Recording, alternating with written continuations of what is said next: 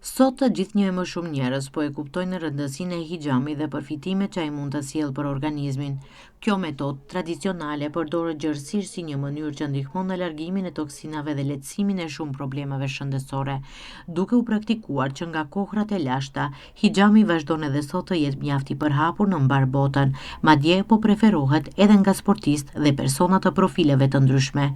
Specialistja Gjuneida Mehmeti thotë se benefitet e hijamit konsiderohen të shumta pasi shumë njerëz raportojnë përmirësim të gjendjes së tyre fizike dhe lehtësim të shqetësimeve të ndryshme shëndetësore pas trajtimit.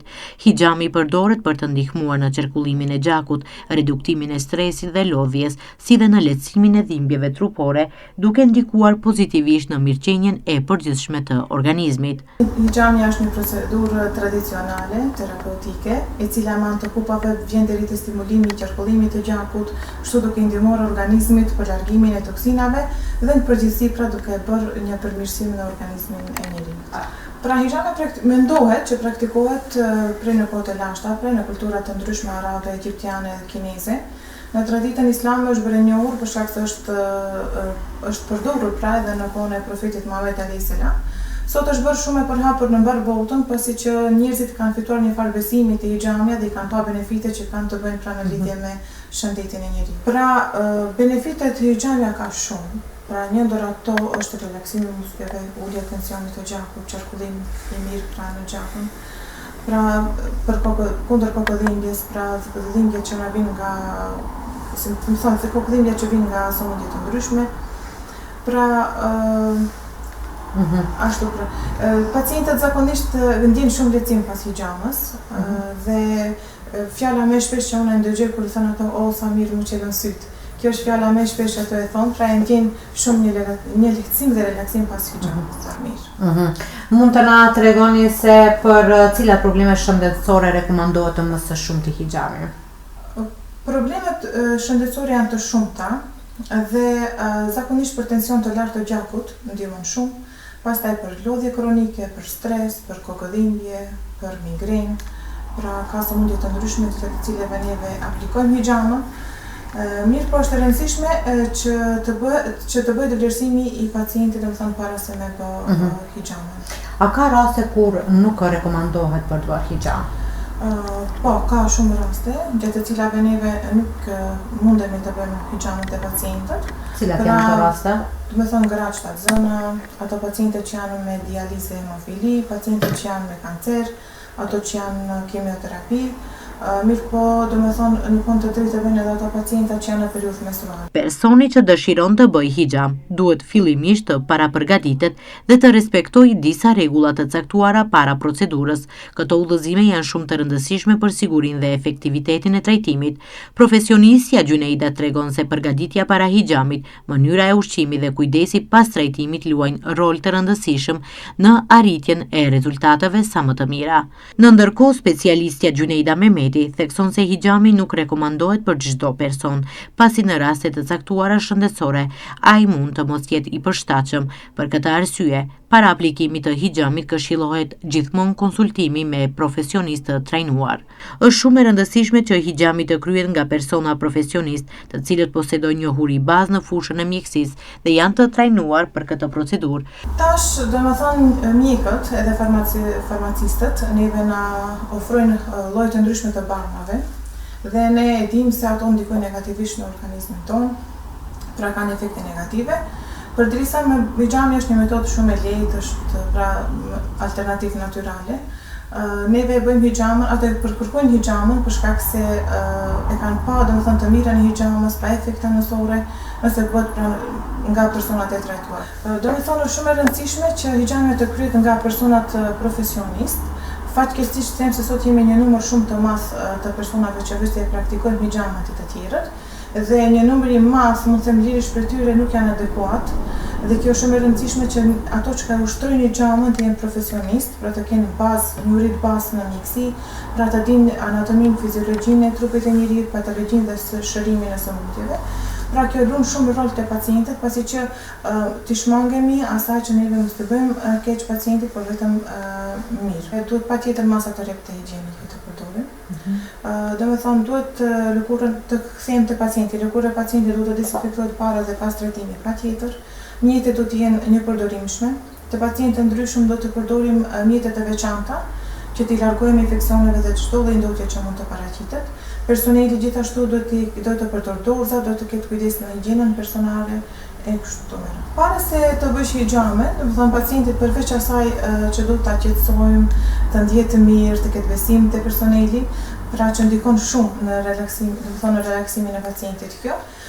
Pacientët duhet përpara që 2-3 orë më pak po mos të kenë ngrënë ushqim, mirë edhe nëse janë me stomak të zbrazët është edhe më mirë. Pastaj, për shembull, këto që marrin hullues të gjakut do të kenë shumë kujdes, pra të konsultojnë me mjekun dhe të bëjnë ndërprerjen atij që bëjnë higjamin. Ka disa rregulla që do të respektohen patjetër dhe kjo njihet mirë kur personeli pra është i trajtuar mirë dhe është adekuat për punën që e bën. Seancat e hijamit zakonisht zgjasin deri në 40 minuta, varësisht nga gjendja dhe nevoja e personit, ndërsa sipas rekomandimeve të profesionistëve, hijami mund të aplikohet deri në 3 ose 4 herë në vit, gjithmonë duke u bazuar në gjendjes shëndetësore dhe nevojat individuale të secilit person. Hijami mund të kombinohet edhe me trajtime të tjera mjekësore, por specialistët theksojnë se ai nuk duhet të përdoret si terapi bazë për trajtimin e sëmundjeve. Më së shumti rekomandohet si terapi plotësuese, e cila mund të ndihmojë në përmirësimin e gjendjes së përgjithshme të organizmit dhe mirëqenies së pacientit, gjithmonë në koordinim me këshillat dhe trajtimet mjekësore profesionale. Zakonisht hijami zgjat 20 deri 40 minuta, pra krejt kjo varet nga gjendja shëndetësore e pacientit dhe zonat e trajtimit. Pra gjitha këto varet domethënë nga vetë pacientit. Edhe varet nga zona e trajtimit, pra se ku e bëjmë ne hijamin. A ka të themi ndonjë zonë që është më e rrezikshme ku të themi bëhet hijami në atë zonë të trupit? Ku është më e rrezikshme, pra ka vende në pjesë të trupit që janë të rrezikshme, aty ku kemi më shumë kapilare në vena sipërfaqësore, pra për atë që ka më herët se duhet të kemi një urinë mjekësi që mos ta dëmtojmë pra pacientin. Dhe ndoshta vendet ku më shumë të rekomandohet janë pra zonat e qafës, pjesa e shpatullave, pjesa ndërmjet shpatullave, pra aty ku grumbullohet më shumë tensioni muskulor, kemi qarkullime të dobët të gjakut, pra kjo vjen si rezultat i lodhjes kronike, pra i stresit, i qëndrimit ulët, dhe kështu pra aty pra kur bëjmë ne hijame në këto zona vjen deri te qarkullimi, më i miri i gjakut, relaksimi i muskulave kështu. Pra krejt ato që kanë praktikuar hijamin një herë, domethënë rezultatet i raportojnë. Dhe kjo ka bërë pra që hijamja të praktikohet në mbar botën. Pra, disa sëmundje të lehta, mund të them lirisht se mund të lehtësohen apo të shërohen vetëm një seancë të vetme të hijamës. Mirë po kur bëhet fjalë për sëmundje më të rënda, sëmundje serioze, sëmundje kronike, atëherë duhet të përsëritet pra hijamja. 3 herë është mirë me e bë dhe pastaj varet pra nga gjendja shëndetësore e pacientit. Pra dhe për një sëmundje të vetme, pra aplikohet një herë në muaj. 3-4 herë mundet brenda vitit. Domethënë krejt kjo varet prej pacientit, prej gjendjes shëndetësore të tij. Nuk ka domethënë saktë të themi 1 herë ose 2 herë ose 3 herë. Po, domethënë patjetër hijamja është shumë mirë të trajtohet me të kombinohet pra me trajtime tjera mjekësore, mirë po është e rëndësishme që mos ta marrim sikur terapi bazë. Pra do ta cekë se hijamja është terapi plotësuese. Dhe duhet me pas shumë kujdes te pacientët, pra se mos e marrim gabimisht këtë dhe të themi hajde të shkojmë të bëjmë hijame dhe të lëm këtë terapin anash. Pra është terapi plotësuese dhe jo terapi bazë pra për një sëmundje të veçantë pra të organizmit. Megjithatë, edhe për hijamin ekzistojnë shumë keqkuptime dhe paragjykime. Shpesh njerëzit kanë informacione të pasakta rreth mënyrës së aplikimit, efekteve apo sigurisë së kësaj procedure. Ashtu edhe për hijamin ka shumë keqkuptime. Për shembull, disa mendojnë se hijami shëron me një herë. Edhe mendojnë se me një seancë ka me bë buma, ka me ushëru pacienti. Jo, nuk është e vërtetë, varet kjo këtë prej gjendjes së pacientit dhe nuk mundet që hijami të shërojë me një herë. Tjetër keqkuptim është se nuk ka rrezik ndaj hijamës, për hijamës. Domethënë ka rrezik, se nuk ka rrezik, sidomos nëse nuk bëhet nga presion. Po për shembull, ato që janë anemik. Edhe për shembull njëri personi që nuk ka lidhje me mjekësinë, nuk e din çka është anemia, nuk e di çka është qaku i dobët dhe nëse vendojmë numrin më të madh të kupave të pacientit, atëherë pacienti ndjen lodhje, marrëmendje për një kohë pak më të gjatë. Gjuneida Mehmeti përcjell një mesazh për të gjithë ata persona që dëshirojnë të bëjnë hijam, por hezitojnë për shkak të frikës. Zakonisht pacientët kur vinë për herë të parë frikën shumë. Edhe unë ju them lirisht mos të kenë frikë sepse është një procedurë pa dhimbje. edhe është natyrale dhe mos presin që të kenë sëmundje po të bëjnë hixhamin, po të përdorin edhe si masë preventive për shëndetin. Profesionistja Gjunejda na demonstron nga afër mënyrën se si realizohet procedura e hixhamit. Ajo shpjegon hapat që ndiqen gjatë trajtimit, duke filluar nga përgatitja e pacientit, dezinfektimit dhe vendosja e kupave në zonat e caktuara të trupit. Sipas saj, higjiena, kujdesi dhe aplikimi korrekt janë shumë të rëndësishme që procedura të kryhet në mënyrë të sigurtë dhe profesionale. Fillimisht e lym me vaj ulliri dhe për të bërë një masazh me kupa. Ndihmon edhe për relaksimin e muskuleve, benefite tjera, përveç asaj me prerje, po edhe për relaksim të pacientit. Pra, është shumë e rëndësishme kjo pjesë.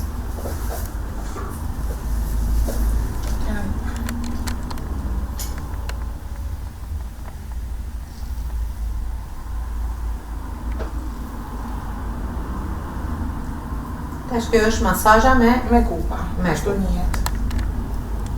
Sa ndihmon këto masazhat? Ndihmon shumë dhe kur e bën bashkë me hixhamin me prerje, ka pra një benefit edhe më të madh hixhami.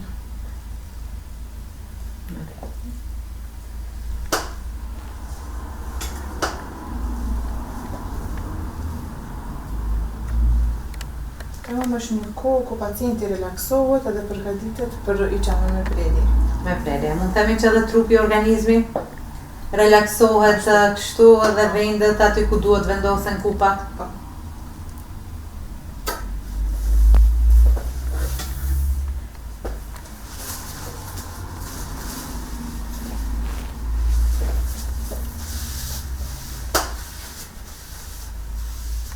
Tani pastrojmë.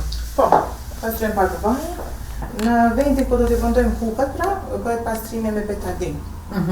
Përdorin edhe mjete të ndryshme, varësisht me thonë individualisht është kjo. Unë e përdori betadinin edhe para prerjes edhe mbrapa.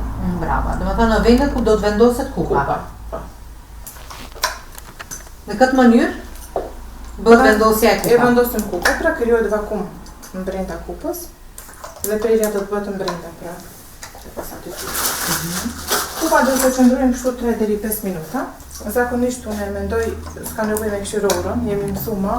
Edhe tamam me vendojmë kupën e parë të vazhdu të tjera veç se bëhet koha për me fillu prerjen të kupa e parë që e kemi vendu. Momentin që e hapim kupën dhe bëm prerjen, do të sa më shpejt i bëm prerjen. Prerjet do të jenë të rregullta, pra mos të shkojmë ndërmjet. Ka pra aty teori se si është kjo procedurë, pra edhe për prerjen për thellësinë edhe për gjatësinë e prerjeve, kjo pra është me rregull, pra nuk është vetëm si na kujtohet neve dhe të bëjmë një prerje. Një prerje kështu. Edhe vendosën përsëri kupat. Përsëri vendosën kupat dhe fillon të rrjedh pra gjaku që është akumuluar ndër lëkurë, pra nuk është gjak që qarkullon të trupi.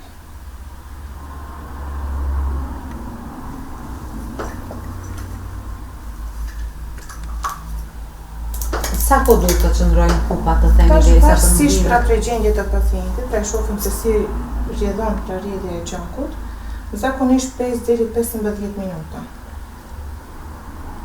Është procedura pra koha që duhet të rinë pra me prerje. Kupat.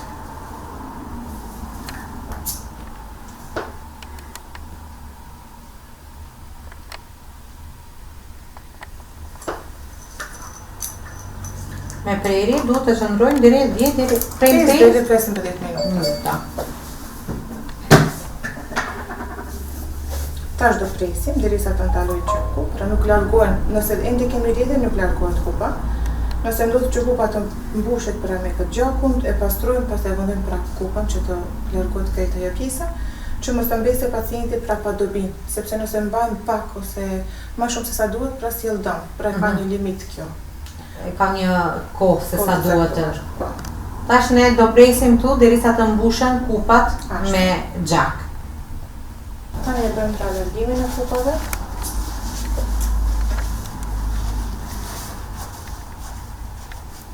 Do t'i ikim pak më ngadalë që mos të lëndojmë pacientin, dhe kjo është e rëndësishme. Dhe do më thënë, këto kupat janë për një përdorim. Një Se përdorim. shohim se hudhen gjatë Patjetër.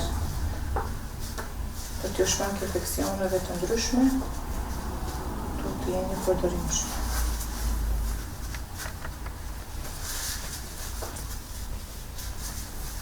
Dezinfektojmë vendin edhe një herë. Po, vendin edhe një herë. Do të pacienta që kanë edhe diabetin, pra sëmundjen e sheqerit, prerit u aluje edhe me vaj ulliri. Dhe në fund të mbërë me këto flastere.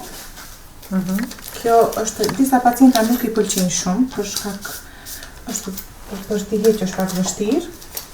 Mirë po kjo është e rëndësishme me i vëndu, sepse në rrobat në që ne i veshim kemi bakterie, padyshim, dhe mos vi një infekcion jashtë, do të thonë, ordinancës. Mos ndodhe që pastaj të keni infeksione të ndryshme më të paraqiten.